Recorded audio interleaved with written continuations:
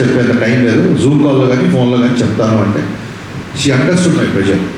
హరీష్ నేను వస్తాను డైరెక్ట్గా, నేను సినిమా చేసేస్తాను, నాకు పవన్ కళ్యాణ్ గారితో ఎప్పటి నుంచో చేయాలని ఉంది, I will do this film అన్నారు. ఇమ్మీడియట్గా వచ్చిన తర్వాత నువ్వు వచ్చి చేసేస్తావు కరెక్ట్గా, నువ్వు చేయాలి, నువ్వు క్యారెక్టరేషన్ తెలియదు కదా అని చెప్పి అప్పుడు నేను క్యారవాన్లో క్యారెక్టరేషన్ కథ మొత్తం చెప్పిన తర్వాత షీ ఆ రకంగా అలాగా కళ్యాణ్ గారి పేరు చెప్పి మేము కథ చెప్పాము మీరు షూటింగ్కి వచ్చాను, అలాంటి ఆయన పేరు చెప్పి భయపెట్టాలి ఇలేవండి.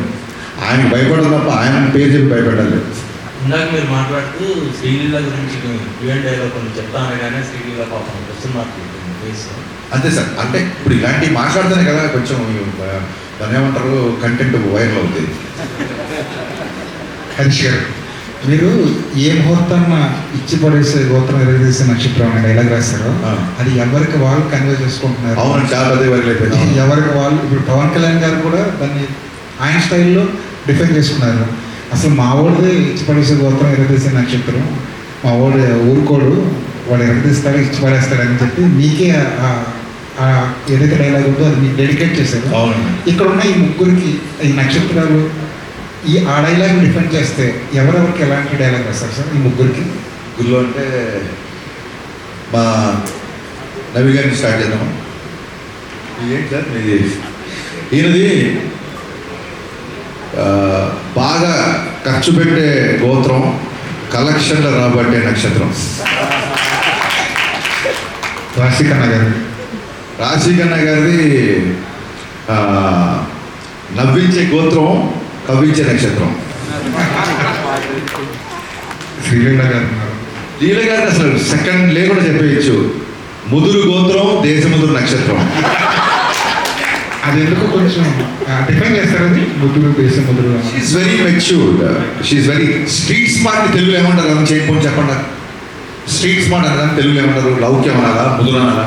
కలౌక్యాల భాషలో మాట్లాడాలని చెప్పి నేను ముదురు దేశముద్రం. దేశముద్రం అనేది అల్లు అర్జున్ గారి cinema title. Super. Bad word అయితే టైటిల్ ఎందుకు పెడతారు? కరెక్టే కదండి. ఎలాగ మీరు ఒప్పుకుంటున్నారా? ఏమండి సరే మీది ఉంది కదా అందమైన గోత్రం, లీలగారిది అందమైన గోత్రం, ఆహ్లాదమైన నక్షత్రం. మరి మీరు అదండి సార్, సినిమాలో రాశాను, నా అభిమానించే నా హీరో అలా అన్నాడు కాబట్టి నేను ఏం మాట్లాడలేదు. కానీ ఇచ్చి పడేసే గోత్రం మీది, ఎరగదీసే నక్షత్రం కూడా మీదే. నా గోత్రం ఏంటి చెప్ప సార్, శ్రమించే గోత్రం, సహించే నక్షత్రం.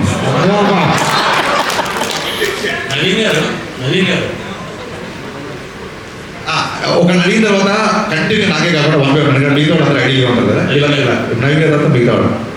నవీన్ గారు, టికెట్ల విషయంలో మీరు సుప్రీంకోర్టు దాకా వెళ్ళారు. టికెట్స్ మీరు అడగలేదా, లేదంటే ఈ సినిమాకి ఒక రూట్ మ్యాప్ కోసమని వదిలేశారా? అంటే టైం లేదండి. సుప్రీంకోర్టు డెసిషన్ వచ్చేసరికి తర్వాత అంటే ఇక్కడ కోర్టులో జరిగినాయి, దానివల్ల మేము వెళ్ళి సీఎం గారిని అప్రోచ్ అవ్వడం టైం లేదు. సో అందుకని ప్లస్ మేము సరే చాలా రోజుల నుంచి చేయట్లేదు, ఈ టికెట్ రేట్ పెడితే ఎలా ఉంటుందో అనుకుని ఇంట్రెస్ట్లో కూడా రెగ్యులర్ ప్రైజెస్ ఫుట్ఫాల్స్ పెరుగుతాయని ఎక్స్పెక్ట్ చేస్తున్నాను. Definitely improved here, improved in US. ఎప్పుడైనా నువ్వు రీజనబుల్ టికెట్ ప్రైస్ పెడితే definitely we saw it. Harish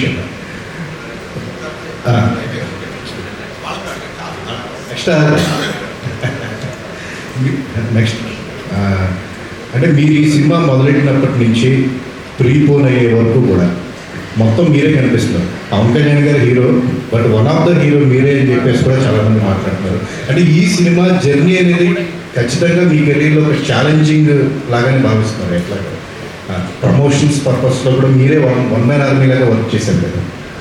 అంటే ప్రీపోన్ అవ్వడం ప్రమోషన్స్కి ఆల్వేస్ లీలా గారు, కళ్యాణ్ గారు తెలుసు, 1 or 2 ఈవెంట్స్ వస్తారు. రాశి కానీ లీలా కానీ ఆల్వేస్ రాశి అయితే అసలు డబ్బింగ్ అయిపోయి టక్కుని ఫోటో పెట్టేసి డబ్బింగ్ స్టార్ట్ అని చెప్పి రాశి ఈజ్ వెరీ అగ్రెసివ్గా ప్రమోషన్ చేస్తుంది. I don't have a single complaint towards Rashi and Leela.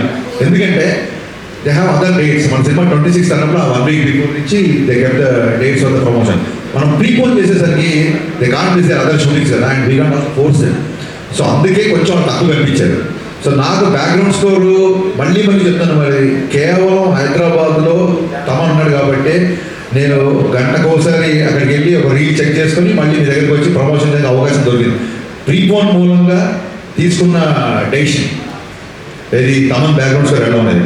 So Thaman Hyderabad ఉండడం మూలంగానే ఇంత ప్రెషర్లో కూడా ప్రీపోన్ అయినా సరే I could promote my film. And ఇంకోటి ఏంటంటే వన్ మ్యాన్ ఆర్మీ అని కాదండి, నాకు నేను ఏ టైం చెప్తే ఆ టైం నేను సందర్భం వచ్చింది కాబట్టి చెప్తా, సార్ రేపు ఇంటర్వ్యూ పెట్టుకోవచ్చా అని ఎవరైనా అడిగితే సార్ రేపు పెట్టుకోవచ్చా ఏ టైం నాకు తెలియదు, తమను ఎప్పుడు పిలుస్తాడో నాకు తెలియదు. కాబట్టి నేను ఒక అరగంట ముందు చెప్తే మీకు ఓకేనా అన్నప్పుడు మొత్తం మీడియా అంటే మొత్తం మీడియా పబ్లిసిటీ విషయంలో ఎంత సపోర్ట్ చేసిందంటే నేను మనస్ఫూర్తి సాష్టాంగ నమస్కారం చేస్తాను మీకు. నేను ఏ టైం అంటే ఆ టైంకి మీరు ప్రమోట్ చేశారు. ఒక టైంలో మిక్సింగ్ జరుగుతుంటే నేను కనుక పీక్స్ టెన్షన్ పీక్స్ అయిపోతుంది, ఓవర్సీస్ ప్రింట్లు వెళ్ళాలి అన్నప్పుడు నిశాంత్ గారు అయితే డైరెక్ట్ అన్నపూర్ణ మిక్సింగ్ థియేటర్కి వచ్చేసి కెమెరాలు పెట్టేసి నైట్ 10:30కో 11 గంటలకో ఇంటర్వ్యూ తీసుకున్నారండి. అంటే మీకంటూ ఒక టైమింగ్స్ ఉంటాయి కదా, 9 to 6, 9 to 9 ఏదో టైమింగ్స్ ఉంటాయి కదా, ఇవన్నీ నా కోసం బ్రేక్ చేశారు. ఈ ఉస్తాద్ ప్రమోషన్స్ నేను జీవితంలో మర్చిపోయాను, లైఫ్ లాంగ్ నేను మీడియా గుర్తుపెట్టాను. ఈ సినిమా టీజర్ రిలీజ్ అయినప్పుడు ఒక శ్లోకం, భగవద్గీత శ్లోకం ఒకటి వస్తుంది. భగవద్గీత అని చెప్పి ఒక డైలాగ్ ఉంటుంది. మీ హీరోయిన్ల పేరు కూడా గీతా శ్లోకాన్ని పెట్టారు. ఏంటండి భగవద్గీతని మనం ఇందులో ఫాలో ఏమన్నా ఉంటుందా, ఆ రెజల్యూన్స్ ఏమన్నా ఉంటుందా? అంటే ఏమంటారు, మనిషి తన పేరు లీలా, గీత కాదు. గీత మన యాంకర్, బట్ లీలా పేరు బట్టి శ్లోక, సినిమాలో శ్లోక లేదు కరెక్టే చెప్పారు. ఒక పేరు రాంగ్ చెప్పారంటే లీలా పేరు లీలానే, శ్లోక ఈ అమ్మాయి పేరు. బేసిక్గా భగవద్గీత గురించి చెప్పడానికి ఏదన్నా ఒక దాని ఏమంటారు, ఒక మంచి విషయం చెప్పడానికి ఒక మంచి సందర్భం దొరకాలని ఎప్పుడు అనుకున్నాం. సందర్భం దొరికినప్పుడు చెప్పాలని అనుకున్నాను. భగవద్గీతలో ఉన్న శ్లోకాల్లో ఏ శ్లోకం ఎవరు చదువుతారు ఏంటి అని పక్కన పెడితే తెలుగులో ఉన్న నానుడు ఏంటంటే శ్లోకం చదివిన వాడికి శోకం ఉండదని చెప్తారు. అంటే అదేదో మిరాకిల్ మ్యాజిక్ అయిపోయి మీకు శ్లోకం చదవగానే మీ బాధలు అయిపోయి అప్పు తీరిపోతే కాదు. శ్లోకం మీకు ఒక స్వార్థాన్ని ఇస్తుంది. శోకం ఉండదంటే కన్సోల్ చేస్తుంది, మనుషుల్ని కన్సోల్ చేస్తుంది, హీల్ చేస్తుంది. సో ఎందుకో ఈ మధ్య భగవద్గీతకి బాగా కనెక్ట్ అయ్యాను నేను. అందుకే ఇంకో డైలాగ్ కూడా ఉంది, ఇంకా రేపే సినిమా రిలీజ్ కాబట్టి లీక్ చేద్దాం. భగవద్గీత యుద్ధం మధ్యలో చెప్పారు, యుద్ధాన్ని మధ్యలో వదిలేమని చెప్పలేదు.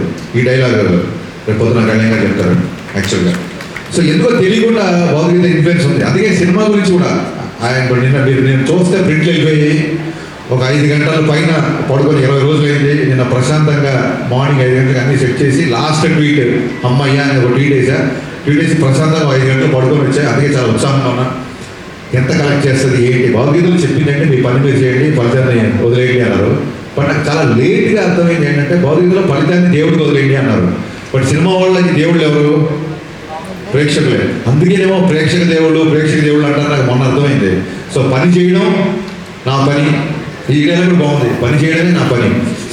ఓకే, ఫలితాన్ని ప్రేక్షక దేవుళ్ళకి వదిలేస్తాం.